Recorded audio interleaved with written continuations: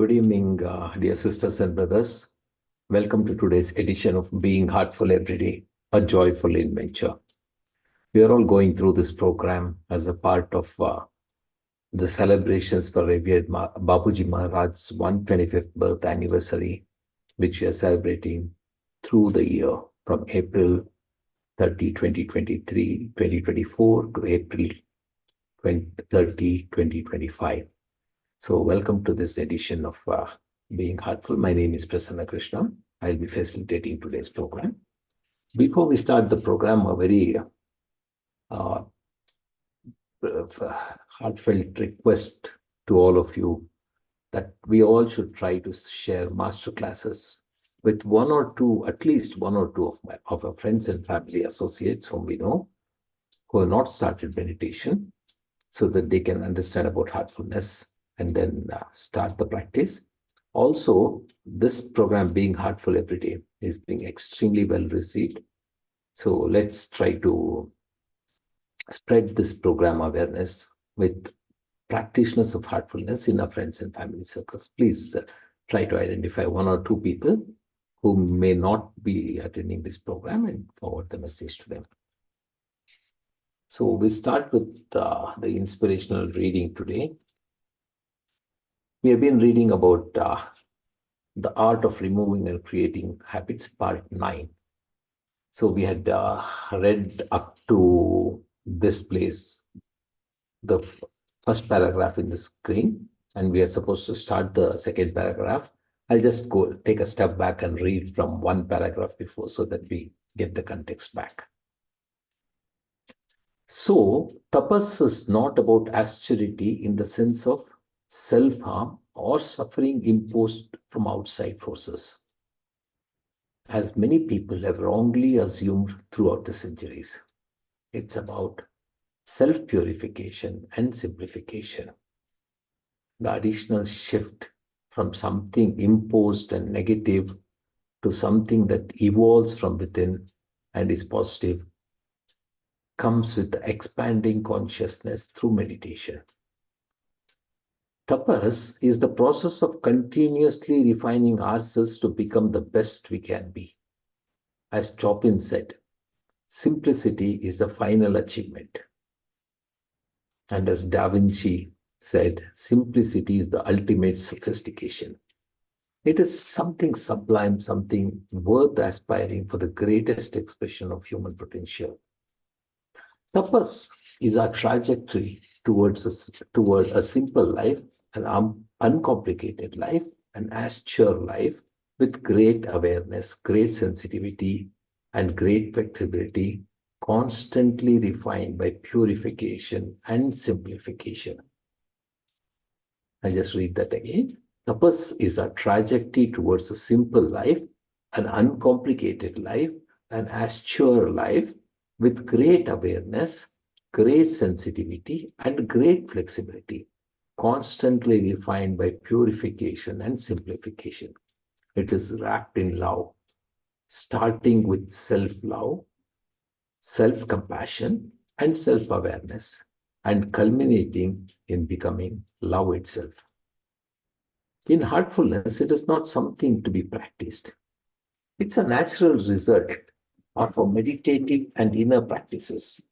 We can say that these practices are a tapas, and the more intensity we bring to them, the more transformative they become. We shine, and the fragrance of divinity radiates from every atom of our being, just as the wind is the conduit for the fragrance of sandalwood trees in the forest. I have spoken about this in the series March to Freedom, describing the state we arrive at when we reach chakra 10 of our journey, of our inner journey. This is where the inner intensity of tapas really starts to manifest. Once we have arrived at the realm of God, expressed so beautifully in the mystical love poetry of Radha, Rumi, Kabir, Rabia, Basari, and Mirabai. I wish that all of you will have the opportunity to experience this sublime state, the highlighted portion. Tapas is a trajectory towards a simple life, an uncomplicated life, an astral life with great awareness, great sensitivity, and great flexibility, constantly refined by purification and simplification. It is wrapped in love, starting with self love, self compassion, and self awareness, and culminating in becoming love itself. How do we attain this state? Along the way, what helps to keep going? What helps us to keep going until we reach the state? Awareness and attitude, essentially the awareness of the difference between the needs and desires. What happens when we forever complaining about the challenges we face in daily life with family members, worldly worries, colleagues at work, and friends? We will see the divinity and the potential for growth in the problems life throws at us. Unlikely. And when we are busy judging others for their faults and mistakes, will we see the divinity in them? Also unlikely.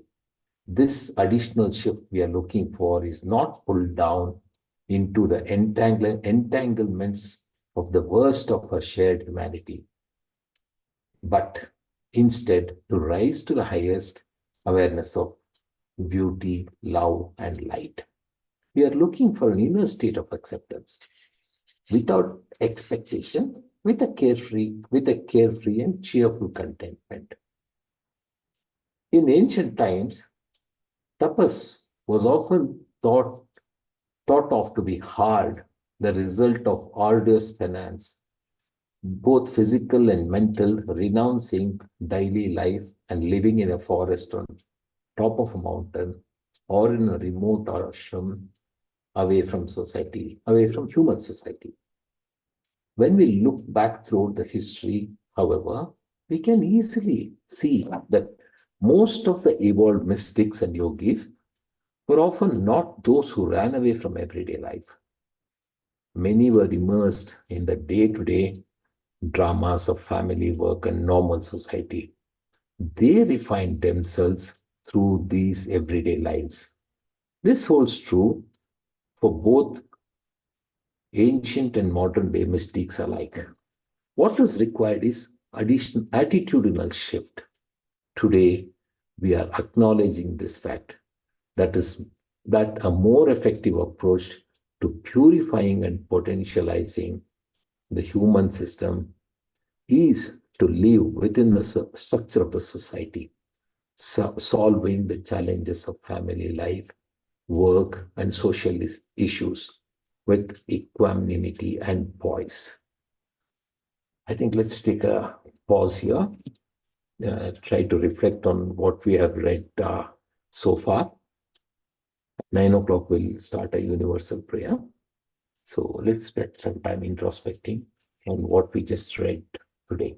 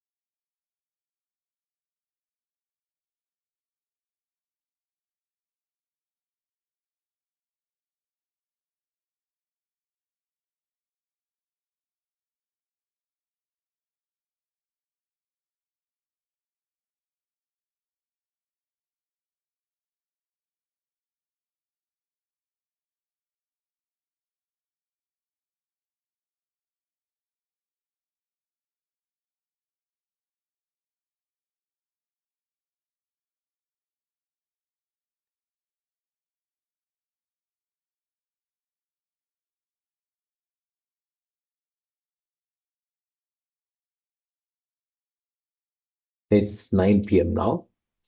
So let's start the universal prayer.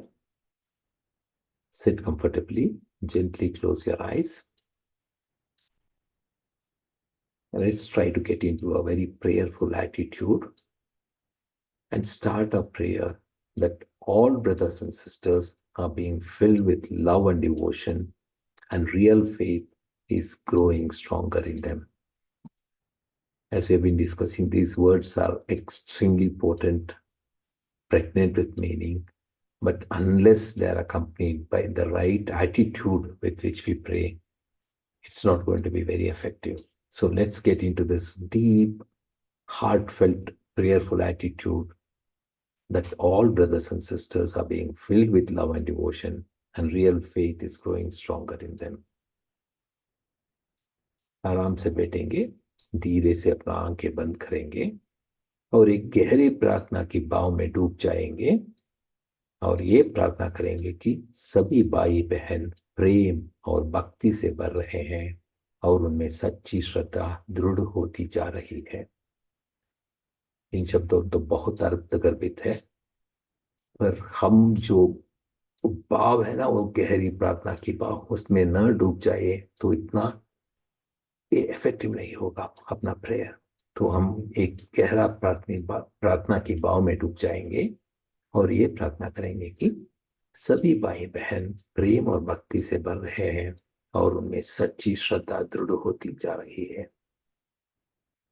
Let's continue our prayer till 9:15 p.m.